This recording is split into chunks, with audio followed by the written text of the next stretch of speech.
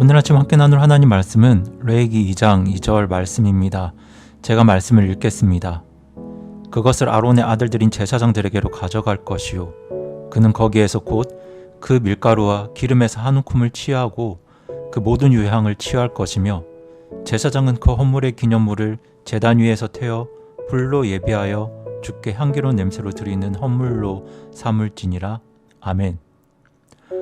저는 지난주에 이어 음식 헌물을 통해서 그리스도인의 거룩한 삶의 원리를 성도님들과 나누길 원합니다. 오늘 본문에서 음식 헌물을 드릴 때 기름과 유향을 취하라고 말씀합니다.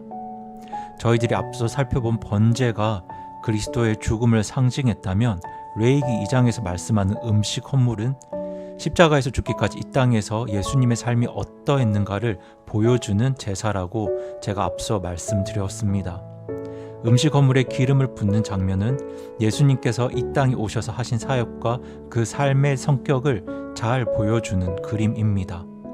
예수 그리스도에서 그리스도가 바로 기름 부음을 받은 자라는 뜻이기 때문입니다. 누가복음 4장 17절에서 19절은 이렇게 말씀합니다. 섬기는 자가 대언자 이사야의 책을 그분께 넘겨드리거늘 그분께서 그 책을 펴서 이렇게 기록된 데를 찾으시니라. 일러스되 주의 영께서 내게 임하셨으니 이는 그분께서 내게 기름을 부으사 가난한 자들에게 복음을 선포하게 하셨기 때문이라. 그분께서 나를 보내신 것은 마음이 상한 자들을 고치며 포로된 자들에게 구출을, 눈먼 자들에게 다시 보게 함을 선포하고 상처 입은 자들을 자유롭게 하며 주의 받아주시는 해를 선포하게 하려 하심이라 하였더라. 아멘. 이 말씀처럼 예수님께서는 공생의 사역을 시작하시는 어느 안식일날 나사렛 회당에 들어가 이사야 말씀을 펴 읽으셨습니다. 이날 예수님께서 읽으신 말씀은 이사야 61장 말씀인데요. 이 말씀은 이사야 대언자가 오실 예수님에 대해 예언한 말씀입니다. 이 말씀에서 가장 중요한 표현은 바로 주의 영께서 내게 임하셨으니 이는 그분께서 내게 기름을 부으사입니다. 이 말씀에서 확인할 수 있듯이 성경에서 기름 부음은 하나님의 영, 즉 성령님의 임재와 역사를 의미합니다. 이처럼 우리 예수님께서도 성령님으로 기름 부으신 삶을 사셨습니다. 사실 예수님의 일생이 성령님의 역사 가운데 있었죠. 예수님께서는 태어나실 때부터 성령님으로 잉태되어 태어나셨습니다. 30세 되던 해에 요단강에서 침례 요한으로부터 침례를 받고 나오실 때도 비둘기 같은 성령님이 그분에게 임하셨죠. 나사렛 회당에 가서 그의 공생의 첫 번째 설교를 하실 때도 이사야의 말씀을 통해서 성령님의 역사를 선포하시며 그분의 사역을 시작하셨습니다. 이처럼 예수님께서는 스스로 창조주요 하나님이셨지만 일생을 성령님의 임재와 역사 가운데 살아가셨습니다. 음식 헌물에 대해 말씀하고 있는 오늘 본문 레위기 2장에는 이 기름과 함께 유향이 등장합니다. 성경에서 유향은 자주 성도의 기도를 상징하죠. 시편 141편 2절 말씀은 이렇게 말씀합니다. 나의 기도가 주 앞에 향같이 놓이게 하시며 나의 손을 들어 올림이 저녁 희생물같이 놓이게 하소서. 아멘. 요한계시록 5장 8절에서도 이렇게 말씀합니다. 그분께서 그 책을 취하심에 내 짐승과 24장로가 저마다 하프와 향이 가득한 금병들을 가지고 어린 양 앞에 엎드렸는데 이 향은 성도들의 기도라. 아멘. 이처럼 성경에서 유향은 성도의 기도를 상징합니다. 예수님께서도 그 전생애를 기도로 일관된 삶을 사셨죠. 예수님께서는 공생애를 시작하실 때도 40일 동안 광야에서 기도하셨고 마지막 십자가를 지시기 전날 밤 그 마지막 순간에도 겟세마네 동산에서 밤을 지새우며 기도하셨습니다. 기도할 때 흘리신 그분의 눈물이 정말 통곡으로 하나님 앞에 드려지면서 기도로 십자가를 준비하셨습니다. 그렇게 예수님은 성령님의 역사와 기도 가운데 그 일생을 사셨습니다. 그러한 예수님의 삶이 하나님 앞에 향기로운 헌물과 희생물이 되었습니다. 그분의 삶이 하나님 앞에 향기로운 헌물로 드려지기 위해서 성령님의 역사가 있었고 하나님 앞에 무릎 꿇는 기도가 있었습니다. 에베소서 5장 2절 말씀은 이렇게 말씀합니다. 그리스도께서 우리를 사랑하사 우리를 위해 자신을 향기로운 냄새의 헌물과 희생물로 하나님께 드리신 것 같이 사랑 안에서 걸으라. 아멘.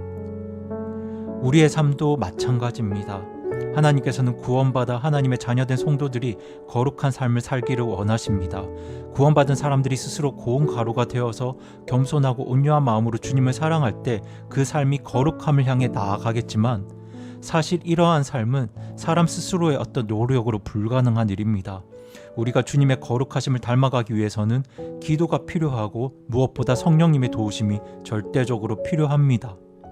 예수님의 짧은 인생 속에서도 시련과 고난이 적지 않았지만 그분께서도 기도하면서 성령님의 역사 가운데 그 모든 시련과 고난을 극복하시고 하나님 앞에 향기로운 헌물이 되셨습니다.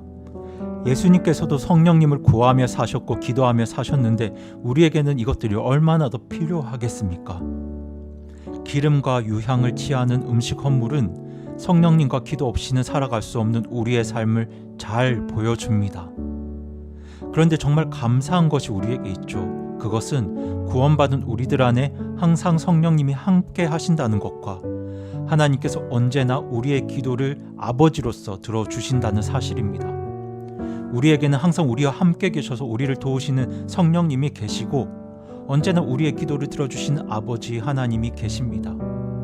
그래서 나 자신은 연약하고 부족하지만 우리는 기도로 성령님을 의지하는 가운데 예수님을 닮은 거룩한 삶을 향해 매일매일 한 걸음씩 나아갈 수 있는 것입니다. 오늘 말씀을 마치면서 짧은 글을 소개해 드리려고 하는데요. 이 글을 쓰신 분은 한국에 많은 영향을 끼친 목사님이신 아처 토레이라는 분입니다. 이분의 할아버지 루벤 토레이는 전도자 무디와 동역을 하신 분입니다. 그래서 무디의 영향을 많이 받으셨죠. 제가 그분의 짧은 글을 소개해 드리겠습니다. 나는 하루도 기도 없이 하루를 출발할 수 없다. 그리고 기도하는 시간마다 무엇보다 성령님의 도우심을 위해 기도한다. 성령의 충만을 위해 기도하지 않고 나는 결코 하루를 출발할 용기가 없다. 나는 내가 성령님이 충만하지 않다고 느낄 때에는 말하지 않으려고 애쓴다. 왜냐하면 내 결정이 너무나 잘못될 수 있기 때문이다. 나는 내가 성령님이 충만하지 않다고 느낄 때에는 말하지 않으려고 애쓴다. 안 믿는 사람과 별로 다를 것이 없기 때문이다. 그래서 나는 성령님을 구한다. 날마다 성령님의 도우심과 그분의 충만을 구한다. 이것이 바로 아처 토레이의 고백입니다. 성도 여러분, 여러분은 얼마나 자주 하나님 앞에 기도하시나요? 얼마나 자주 성령님의 도우심과 성령님의 충만을 구하고 계십니까? 오늘 하루를 시작할 때 무엇보다 기도하며 하나님의 도우심을 구하시기 바랍니다. 오늘 하루를 시작할 때 무엇보다 성령님의 도우심과 성령님의 충만을 구하시기 바랍니다. 그렇게 기도와 성령님의 도우심 아래 매일매일 우리들이 예수님의 거룩한 삶을 이루어가는 그런 성도님들 그리고 우리 교회가 되기를 소망하며 오늘 말씀을 마칩니다.